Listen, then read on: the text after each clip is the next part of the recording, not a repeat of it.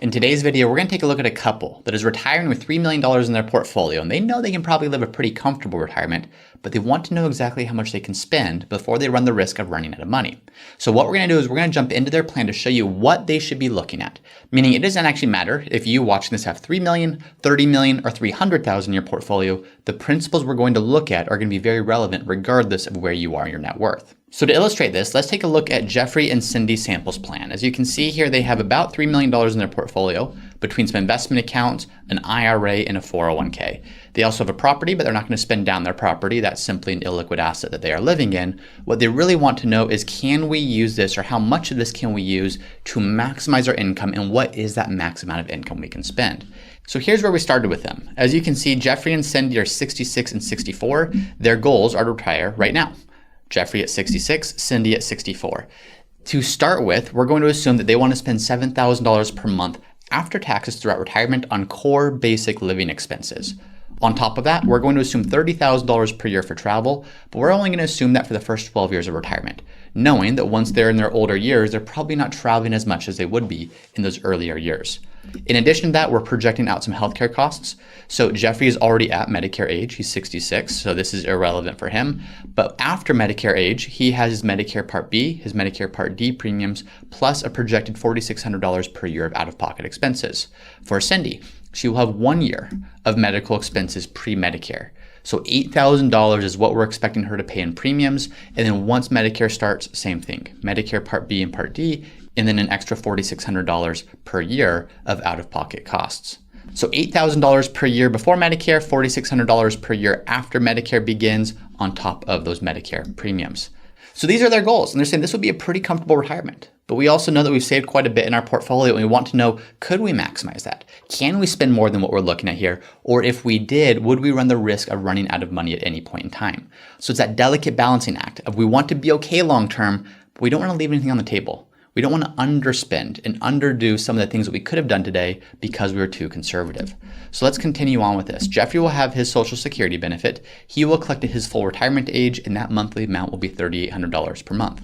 Cindy is going to begin collecting right now. She's retiring at the age of 64. She's going to begin collecting her benefit as well at 64. Her full retirement age amount is $3,850. She would be taking a bit of a reduction on that because she's collecting early.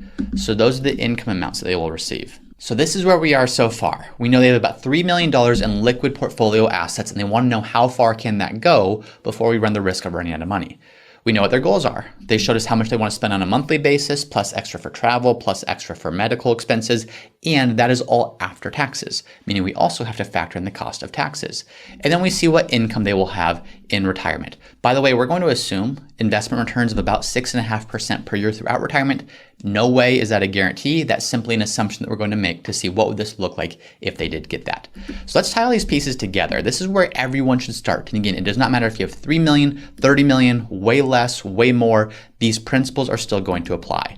What we want to do is we want to start by understanding their cash flows. This is the lifeblood of anybody's retirement plan, regardless of asset level, regardless of income level. What we need to understand is, where is income going to come from, and how will that compare to the expenses you're going to have, and what does your portfolio need to do?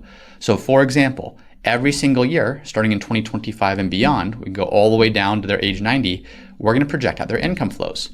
The income flows to start, you can see what their Social Security benefit would be.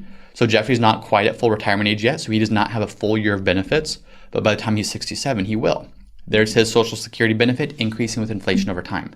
Here is Cindy's Social Security benefit. She is starting right at retirement, so she would have that full year of benefits. And here is their total Social Security amount every single year. So that's the starting point. That's their income. What we look at next is, what will their expenses be? So their expenses are not just the $7,000 per month that we talked about for basic living expenses. This is a trap that a lot of people fall into. They look at, how much might I spend on a monthly basis? Well, that's what the $7,000 is. But what about beyond that? What about property taxes that they're going to continue to have? What about healthcare expenses that they're going to continue to have? What about beyond that, the goals that they have? So travel. Now, travel is not something they need to plan for every year, but as you can see, we're going to plan for that for the first 12 years. And then at that point, we're assuming they're not going to be traveling quite as much. So when you start to add all these expenses together, and once you start to assume a tax payment, so this tax payment is based on an assumption of, where is income coming from? whether it's Social Security, IRA withdrawals, brokerage account withdrawals, we can project this out to say, Jeffrey and Cindy, here's a total amount that you need coming in income so that you can pay your taxes, pay for travel, pay for healthcare, pay for housing, and then have that $7,000 per month left over, and that needs to be adjusted for inflation over time. So here's the last piece of this before we move to the next section here, is the net flows is really what we're concerned about for the purposes of what we're talking about. Net flows says, Jeffrey, Cindy, here's how much we think you need to pull from your portfolio.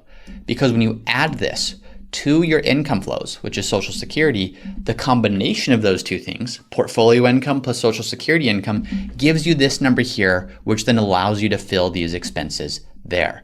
So that's the number we're looking at. We want to know that based on the portfolio that they have, Jeffrey and Cindy again are asking, is this sustainable? Can we sustain this for the rest of our lives? And if so, can we even spend a little bit more? Well, let's take a look at what that looks like. Assuming those portfolio withdrawals that we just looked at, and assuming a growth rate of 6.5% per year on their portfolio assets, here's what their portfolio projection might look like throughout retirement. They retire with the $3 million in their portfolio. They spend the $7,000 per month on basics, the $30,000 per year on travel, their taxes, their healthcare, but their portfolio is projected to continue growing all the way throughout their retirement. And this is because the amount that they're actually pulling out as a withdrawal rate represents less than the assumed growth on their portfolio. Now, one of the things that's tricky here is they look at this and say, oh my goodness, $8.5 million, our portfolio is going to almost double even as we do this. And that is true under these assumptions, but let's look at what this represents in today's dollars.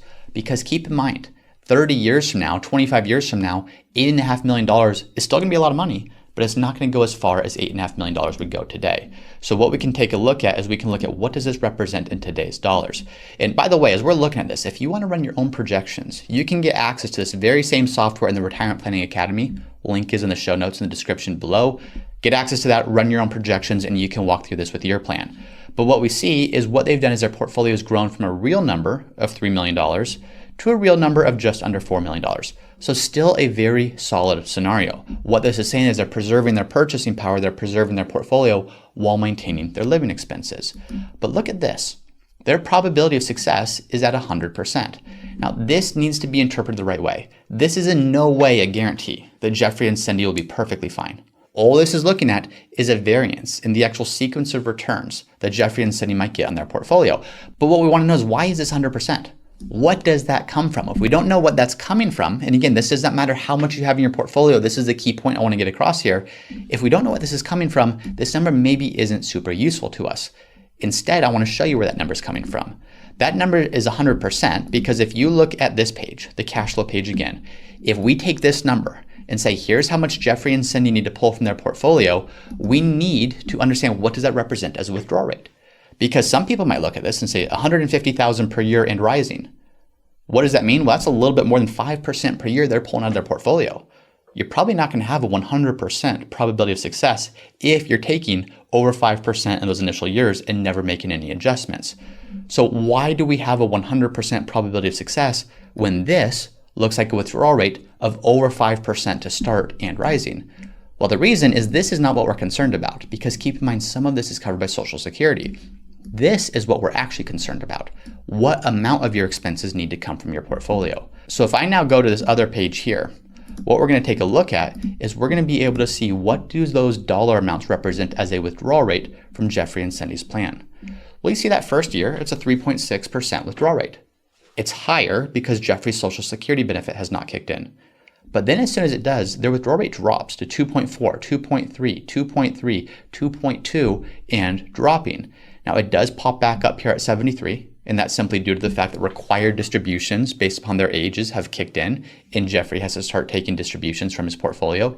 But what we see is even with those higher withdrawal rates, they're still under 3% almost the entirety of the way throughout retirement.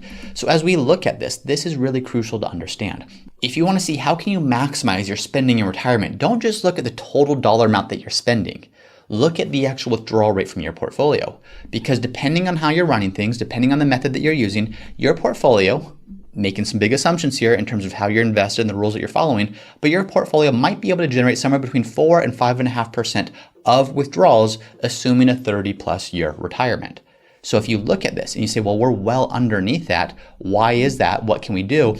What that tells me is Jeffrey and Cindy could start to increase some of their spending and still be under sustainable withdrawal rates. That's where retirement planning gets fun. That's where they could go back to their plan here and say, well, what would this look like? If I didn't spend $7,000 per month, what if we spent $10,000 per month? What does that do? Well, what you're gonna see is it will mean fewer dollars left in their portfolio by the time that they're 90, but they're still in a position to have a very comfortable retirement, a very high probability of success, and most importantly, $3,000 more per month, $36,000 more per year. Think of all the extra things they could do with that in their retirement, because that's the key. The key here isn't this. This is not a good financial plan.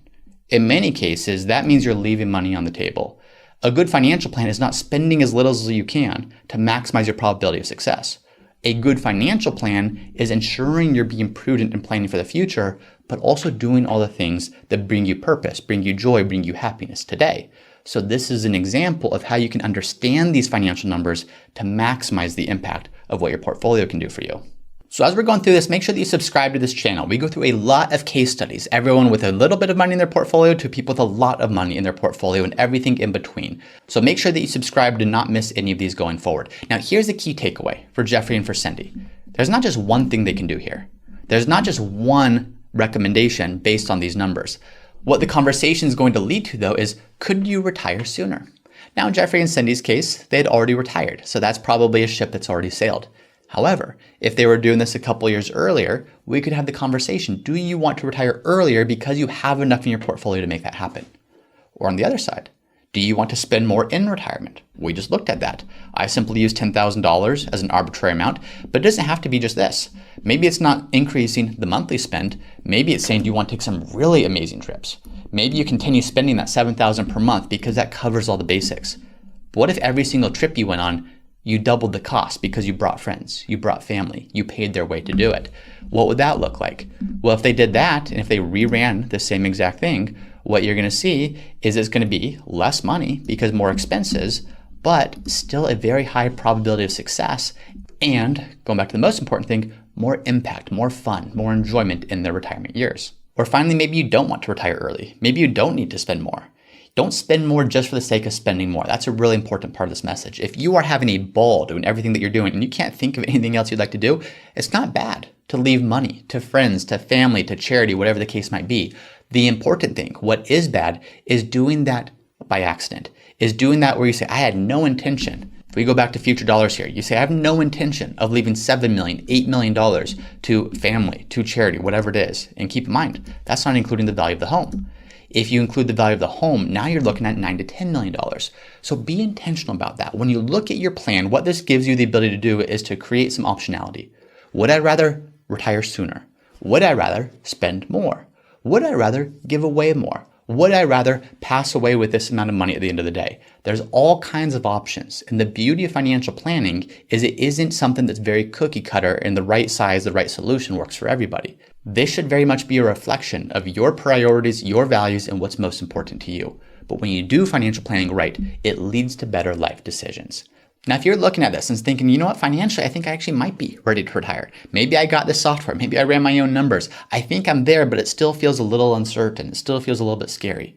Well, I have a link to a video that I made right here called 5 Signs It's Time for You to Retire. 5 Reasons You Should Retire Now. And if you watch that, you're going to see that I'm highlighting some of the non-financial aspects of why retirement could be a good decision. So check it out, combine that with the financial projections, and see if now's the time. Root Financial has not provided any compensation for and has not influenced the content of any testimonials and endorsements shown. Any testimonials and endorsements shown have been invited, have been shared with each individual's permission, and are not necessarily representative of the experience of other clients. To our knowledge, no other conflicts of interest exist regarding these testimonials and endorsements.